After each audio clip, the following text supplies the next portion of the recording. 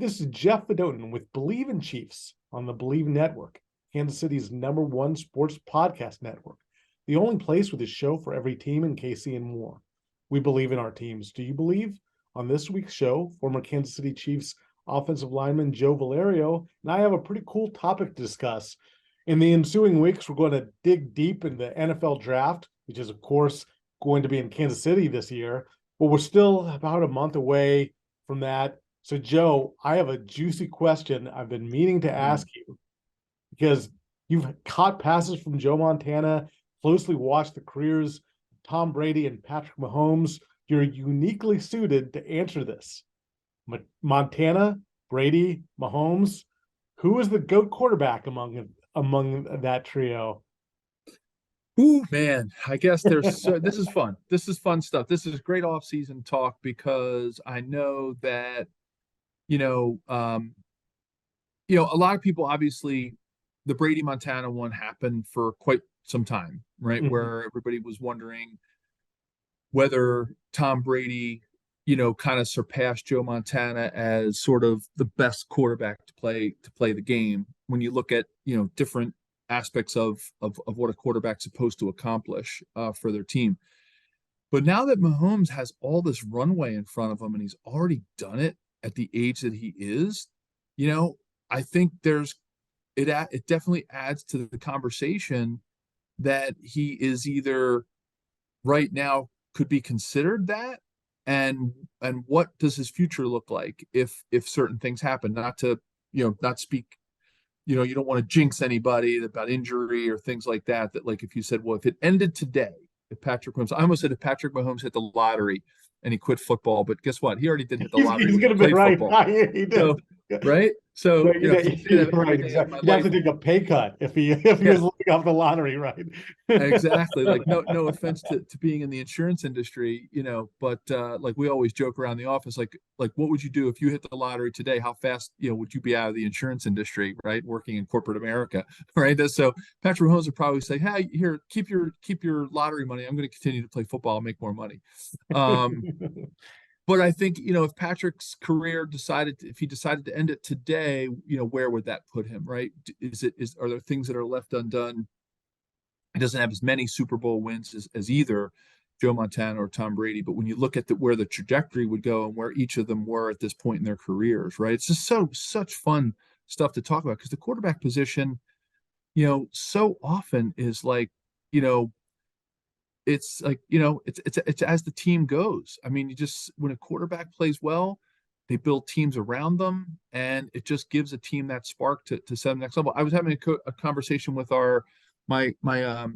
he was my college coach at Penn.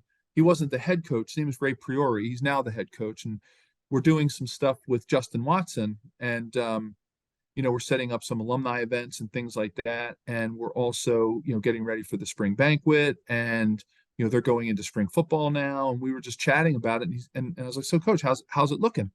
And he said, well, Joe, we got a good quarterback. And he said, as you get a good quarterback, so goes your team. Yeah. Right. And I was like, wow, coach. I mean, that's coming from a Division I AA, football coach who's been doing it his whole life, right?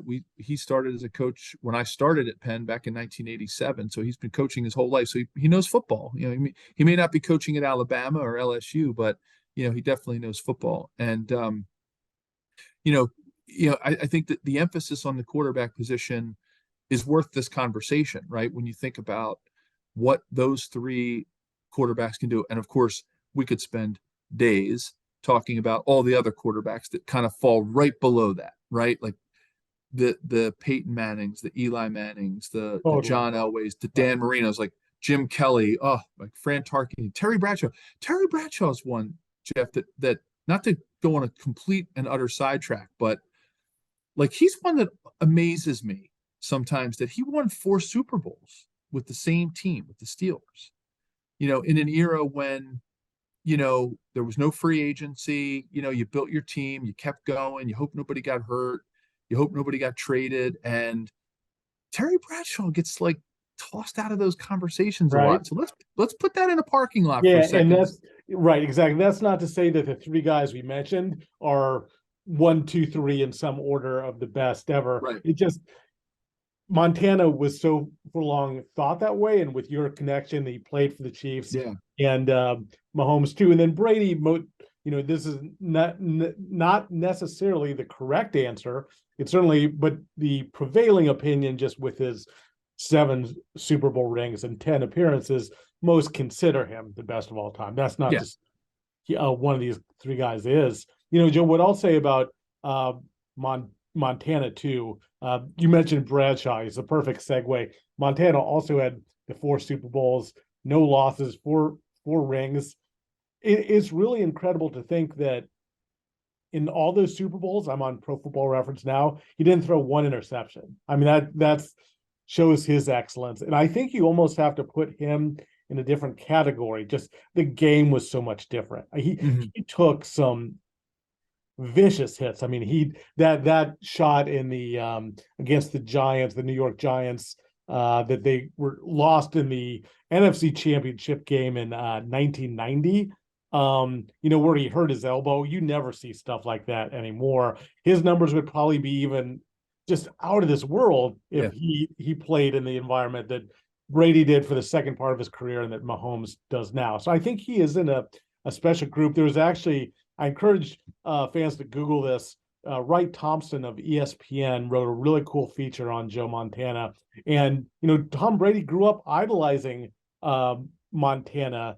He's from the Bay Area. He was at the Catch game, but they're not that close. And there's a little bit of like, Brady wanted to be the best of all time and have the most rings. And in Montana's jealousy is too strong a word, but there's a slight hint of just a longing that, if he had competed in the same atmosphere, again, with the quarterback friendly rules, he would have played forever and had just astronomical numbers. Yeah, Jeff, that's a great point.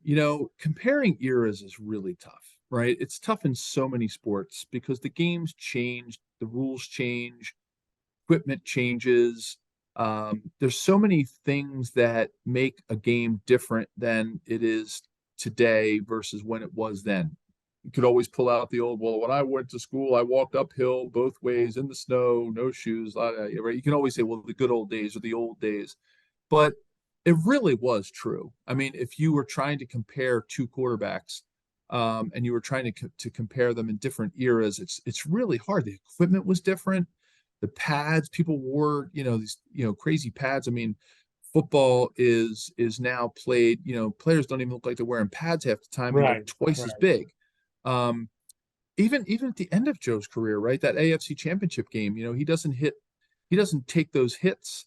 Maybe they protect the quarterback a little more. He doesn't bang his head on that cold, rich stadium turf in Buffalo. Maybe that's a different second half against the Bills. The game you played in, obviously. We're in the Super Bowl, and there's and but then in Tom Brady's defense, the one thing I think that you could argue that Tom has a leg up. Well, number one, just the volume, right? The fact that the volume that he did it year after year in those dynasty. And then you throw in the fact that he did it with different teams. A whole new, showed I think he showed more of his football prowess, right? Coming to I don't want to call them the upstart Bucks, but, Bruce Arians, great coach. I got a chance to, fortunate enough to play for him in Kansas City, right? He was coach at Temple. We had like a little bit of a Philly connection because he was coaching there, when I was, in high school and college. And I think about what it would have been like to go to like Tampa Bay and show how much about personnel. Because I don't care what anybody says. He was the architect of getting a lot of players there. He redid his salary, he did his contract. Like he wanted to make sure he had the right players. So I actually admire him a little bit for that, in the fact that he was able to act as like a GM on the field, as well as a coach on the field, as well as the quarterback of the team, and that he almost helped Bruce Arians and that Tampa Bay Bucks front office engineer that squad to get the right talent that fit his play and that fit the kind of playbook that he wanted to bring down to Tampa Bay. I think if Joe Montana wins one with the Chiefs, I think if even, all right, let's say Tom Brady, here's a fun question. Tom Brady wins 7, goes to 10. wins one with a different team, even though he'd have the volume numbers on Joe Montana, I think if Montana comes to the Chiefs and wins one, and it's only 5 Super Bowls, only 5. Can you believe I almost said I just said only 5 Super Bowls, and he wins just 5 Super Bowls, but one with a different team, 4 with the Niners. I think, and I'm not just being Joe Montana Chiefs centric about this. Mhm. I think he leapfrogs Tom I do because too. I think you throw in the factor of the era on top of Joe doing it with different team coming off of injuries, right? With his Jeff, his elbow used to look like he had a golf ball. You've probably seen pictures. Like it looked like he had like a golf ball inserted inside of his elbow. I mean, the guy's arm was a mess. And if he would have done that, I don't think there's a doubt. Even with the volume of numbers, I think you give it to Montana unequivocally. Great stuff. And we're going to dig more into this. It's a great kind of barroom topic. But first, Bet Online remains your number one source for all your basketball betting this season. Get analysis of every play, prop, and point at Bet Online. You'll find the latest odds, bracket contests, team matchups, and game trends at Bet Online. Updated odds for everything from live games, conference championships, right through the just completed Final Four and championship game. Bet Online, it's your basketball headquarters this season. Head to the website today or use your mobile device to sign up and receive your 50% welcome bonus on your first deposit. Be sure to use our promo code BLEAV, BLEAV, to receive your bonus. BetOnline.ag, where the game starts. Joe, that was a great point there. This is going to be how I'm going to rank the top 3. And I'm curious, I want to hear your top 3 too. I think I put Brady number 1, just like you said, the volume, just over 20, to do it over 20 years, just, and just the 10 Super Bowls, the 7 wins, just amazing numbers that I don't think will, it's just so hard to surpass. It's hard, which is crazy. Then I think I'm going to do Montana 2. And I think that what's weird is I think I never thought I'd see a quarterback better than Montana. Or at least put up numbers exceeding his. And I think Montana was actually maybe year in, year out better than Tom Brady. I just, like you said, the volume. I mean, as great as Montana is, and he was at the disadvantage of injuries and playing in a different era, just over 20 years playing to 45 like Brady. I think that trumps. And then Mahomes, I'd put at number 3 with the caveat that he has a long runway. He's 27, already 3 Super Bowls and 2 rings. He could vault up to number 1. He is on that trajectory where he could, with 2 MVPs, 2 Super Bowl MVPs, he could be the best ever. But again, you have to look at the whole body of work, and his is such a shorter career that it's almost like apples and oranges. So that's my top 3. I, of course, pussyfooted around it, gave all sorts of hedges to make it so that you could look at it any other way. Joe, hopefully you have a more firm, less wishy-washy top 3 than I do. No, I'm totally with you. I as much as I want to go with Joe and because of the relationship there, you got objectively, whether you like Tom Brady or don't like Tom Brady. And I think there's also that factor too. Mm-hmm. I think there was a little bit more of a likability factor. Nothing against Tom. Pure football, nothing against that. I just think there's a likability factor for Joe Montana. I just think Tom was relatively polarizing as it relates to there was just something about, he grew up in Southern California. Nothing against our listeners who live in Southern California, but are still Chiefs fans. But, Joe Montana's from hardscrabble, Pittsburgh, Pennsylvania. He, you watch documentaries on him, and again, I'm gonna also say that I think Tom Brady went through some adversity himself because he wasn't highly drafted. I mean, because that's another thing you have to throw in, right? I mean, Tom, Joe just, he really, if you watch some documentaries on Joe and you get to know him, I mean, there was a time with Notre Dame when he was thinking about quitting football. It was getting that bad. Like they were putting so much on him, and he was facing so much adversity. He almost didn't complete his college career. He was going to try out for the basketball team.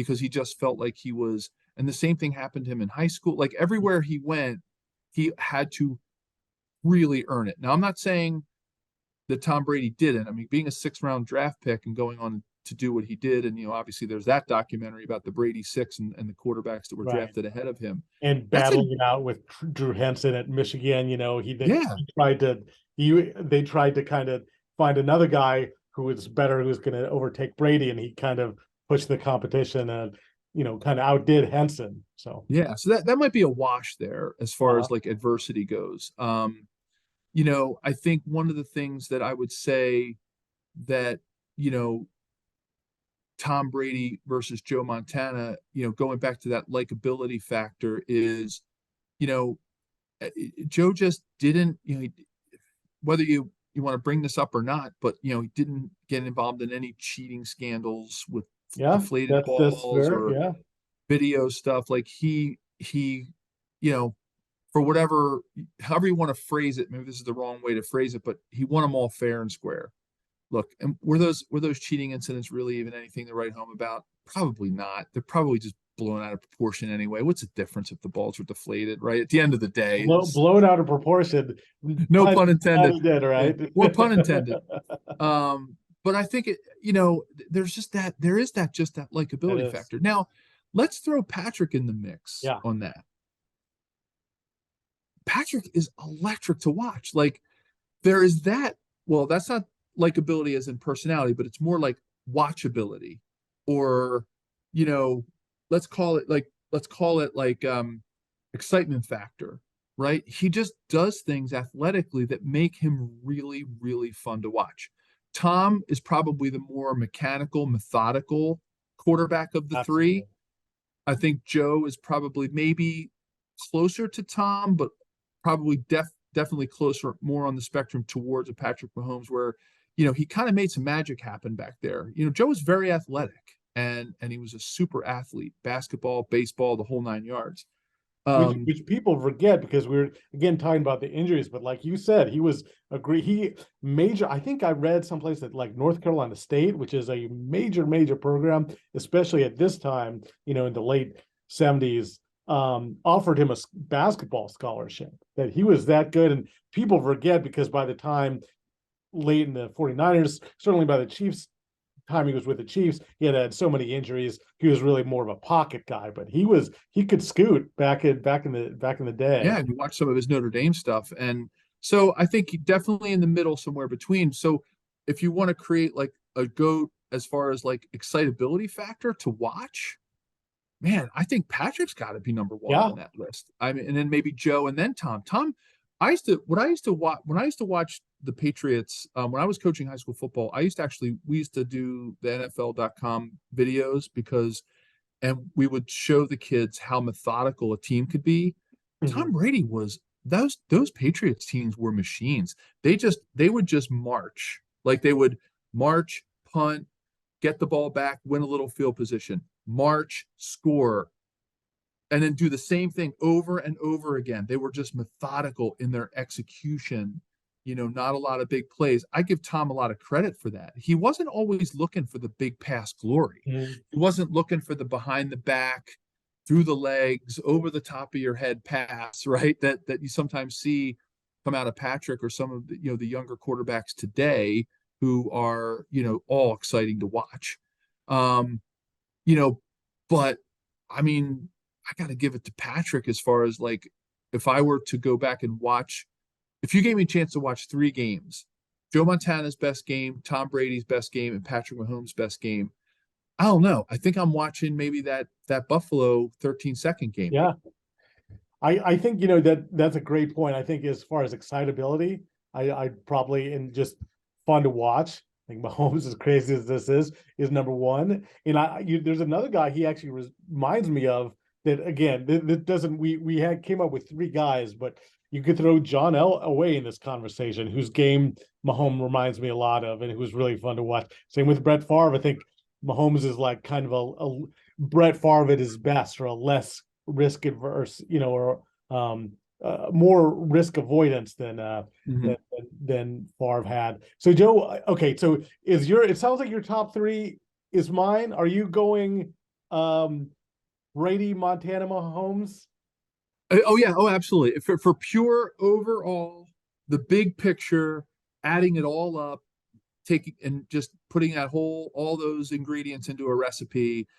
I think I have to weigh some of those other factors more in Brady's favor, and go with him, as the GOAT. As much as it pains me, not that I don't like Tom Brady, but as much as it pains me to not be putting Joe or Patrick above there, I just have to, you have to kind of be objective, when we're talking. We can't let our hearts always win out, right? We got to let our brains do some of the thinking sometimes. And I think from a brain perspective and an objectivity perspective, you kind of have to give it to Brady as much as he doesn't have the likability factor as much as the other two, or maybe even the excitability factor. But, sometimes it's about that silver Lombardi trophy, or the ring on the finger of all those. Think about all the teammates that he helped spark Super Bowl rings for, with seven different, Super Bowl wins, and 53 guys with some overlap and things. There's hundreds and hundreds of players out there walking around with Super Bowl rings because of Tom Brady. And I say because of Tom Brady, because I think he was the catalyst behind, the Patriots dynasty, and then, what they were able to do in upstart Tampa Bay. You know Joe Montana fairly well, having played with him, caught touchdowns from him. Would Joe be disappointed, bummed about this, or would he Yes. shrug it off? Okay. I think you would be. I think you'd be bummed, because I think you would be, because I still, there are times when I will still, when Tom Brady's name comes up in conversations and people know that I played with Joe Montana and, was fortunate enough, my God, to live every kid's dream to catch a touchdown, or multiple touchdowns from, Joe Montana. As I always used to joke, my dad used to say, I knew you'd end up in the Hall of Fame. I just didn't know it would be on somebody else's plaque.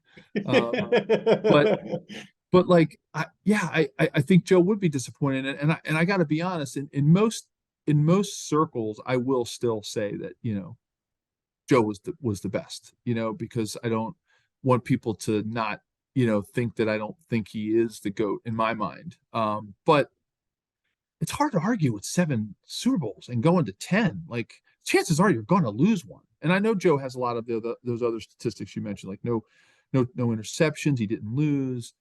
I get it, but it's hard to get there. And Tom was able to do it 10 times. So of course you're going to lose one here and there. You're not going to win them all. And I think you'd be disappointed because it, I hate to say that. That's great perspective, Joe. But yeah, the 10 Super Bowls is crazy. I mean, you're looking, there haven't been there as many as 60 Super Bowls played. So Tom Brady has played in more than 1/6 of all Super Bowls ever. That just really puts it in perspective there. Now, the one thing though that I have to give Mahomes and Montana that you could give them more credit for, and could make an argument that they deserve higher placement than Brady. Brady, during those 10 Super Bowls, really there were a couple years. The year they went 16-0, they were just an offensive juggernaut. Randy Moss and Mahomes, or excuse me, Brady had the 50 or more than 50 touchdown passes, the record at the time. That was in the team winning behind this offense. But for most of the years that he, including his most recent Super Bowl with the Buccaneers, it was really because of their defense. The Buccaneers had a really good pass rush that year. The Chiefs obviously were the victims of that. But the Patriots, most of their teams was a Belichick defense. It was really just hard nosed, and like you said, kind of a workman-like, getting chunks down the field of the offense.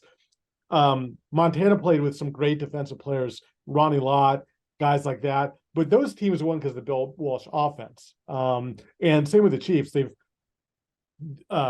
They have some good young players. They of course have Chris Jones. They had Tyrann Mathieu, but they won because of Mahomes and the offense. So I think that could give them an edge. I'm still putting Brady number one. Yeah.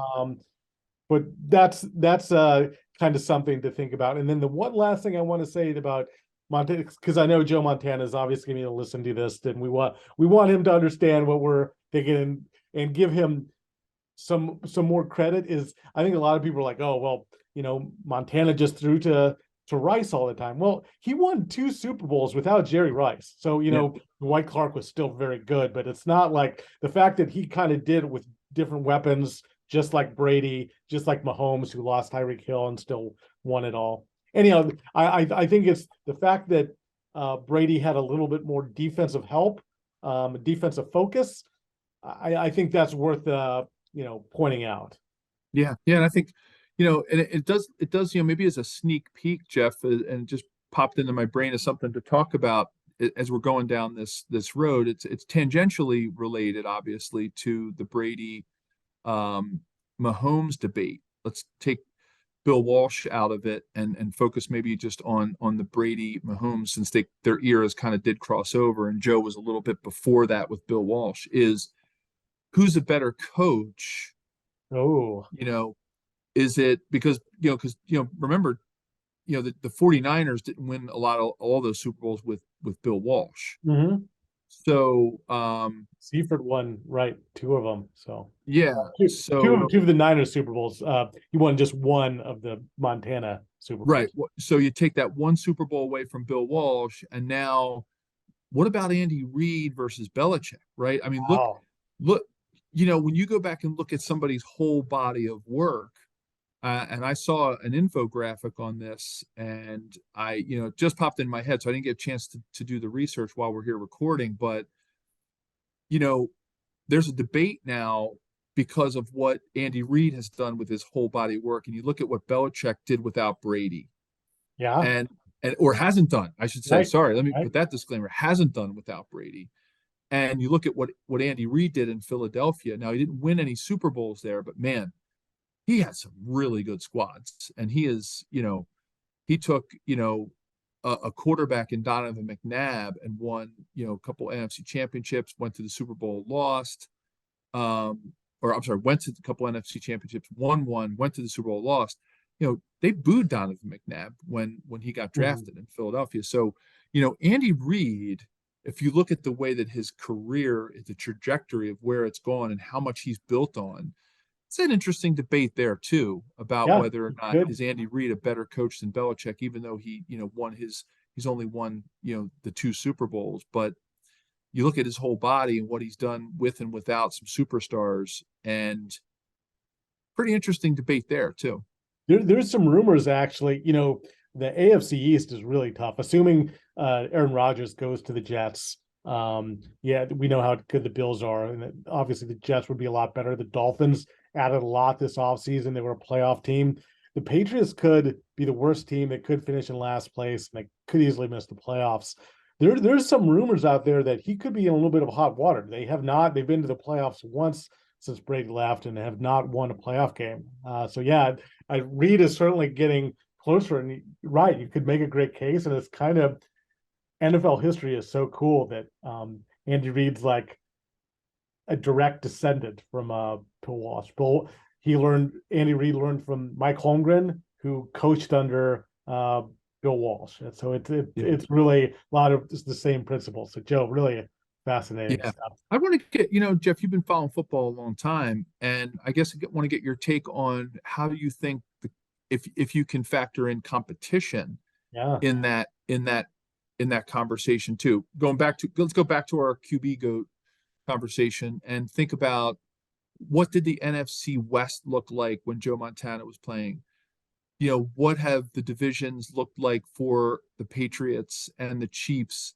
Also, what did free agency do Right. to Tom Brady and Patrick Mahomes? And was that a good thing or a bad thing? Like when you're making these comparisons, like, Joe Montana didn't have the environment, let's call it the environment, to walk into, Carmen Policy or Eddie DeBartolo, who's the owner, or go into Bill Walsh's office and say, hey, I saw uh, you know, uh, uh, Odell Beckham Jr. is a free agent. Let's go get him. He's a great receiver.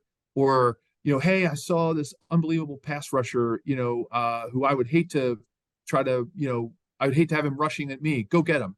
Go get Derek Thomas. He's a free agent, right? Like Joe Montana didn't have that luxury. Yeah. You kind of, you're like, you were given the hand you were dealt, and you basically hope that the coaches made good determinations in whatever little trades there were back then, right? Trading was not a big thing back then. Mostly players got traded at the end of their careers, not at the Mhm. beginning, and there was no free agency. So, you had to just hope that when they took, Jerry Rice out of a Division I AA school, that you hoped he was going to be the receiver he turned into, and John Taylor and Dwight Clark. And Mhm.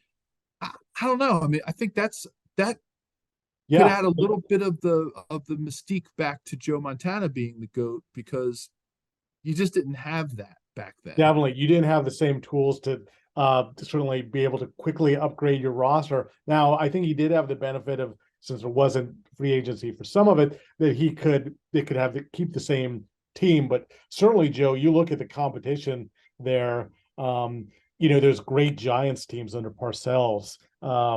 That he played against the Chicago Bears defense at 85 and was even better than the 86. The competition that he faced just to get out of the NFC was so much tougher than Brady or Mahomes, who have benefited a little bit from weaker divisions. The AFC East was not very good during much of Brady's reign, and the Chiefs have the Raiders have been a mess.